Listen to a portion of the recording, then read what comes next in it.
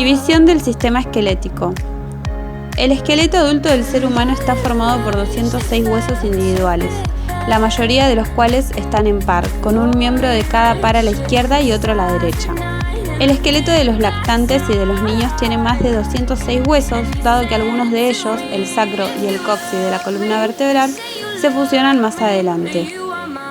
En tal sentido, los huesos de la cadera constituyen otro ejemplo. Los huesos del esqueleto adulto se dividen en dos grupos principales, el esqueleto axial y el esqueleto apendicular. Sistema esquelético. El esqueleto axial y la homeostasis.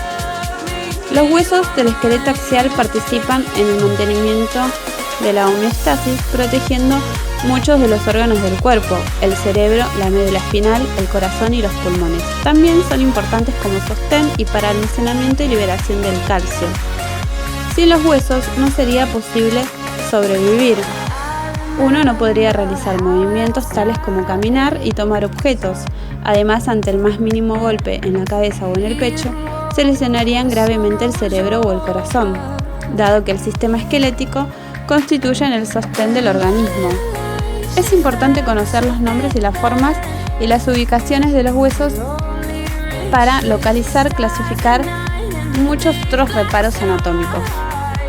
El esqueleto apendicular está formado por los huesos de las extremidades superiores e inferiores, además de los huesos de la cintura escapular y pelviana que unen a los miembros superiores e inferiores respectivamente al esqueleto axial.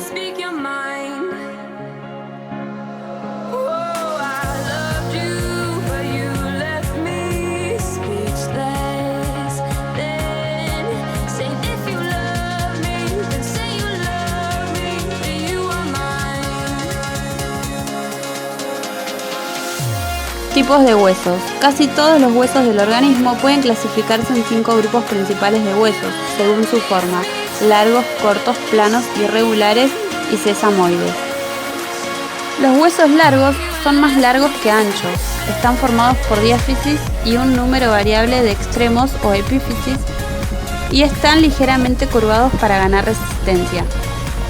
Entre ellos está el fémur, hueso del muslo, tibia y peroné, huesos de la pierna, el húmero, hueso del brazo, cúbito y radio, huesos del antebrazo, la falanges, huesos de las manos.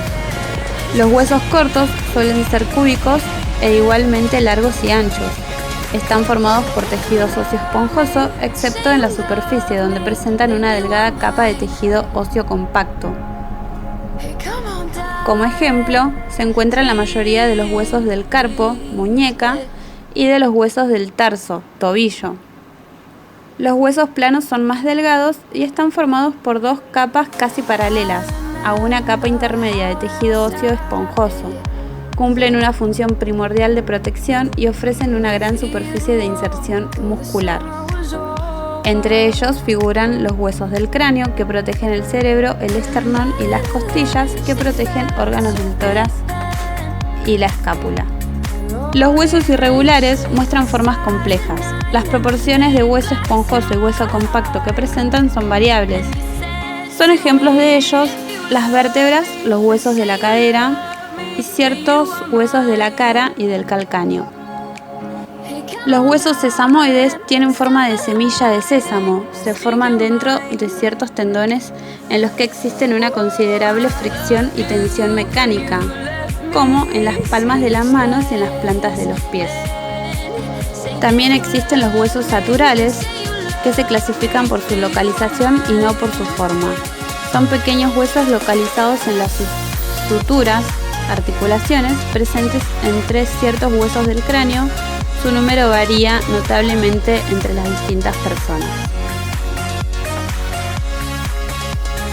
El cráneo tiene 8 huesos. El frontal, los parietales, los temporales, el occipital,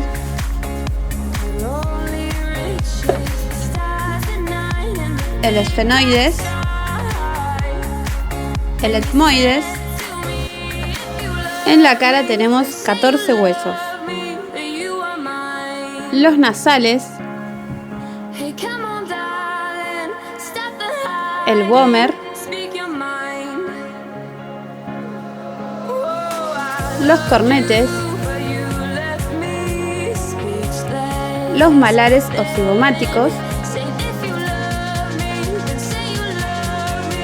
los maxilares superiores,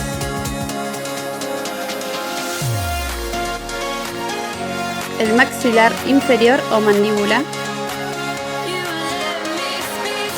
el lacrimal o unguis,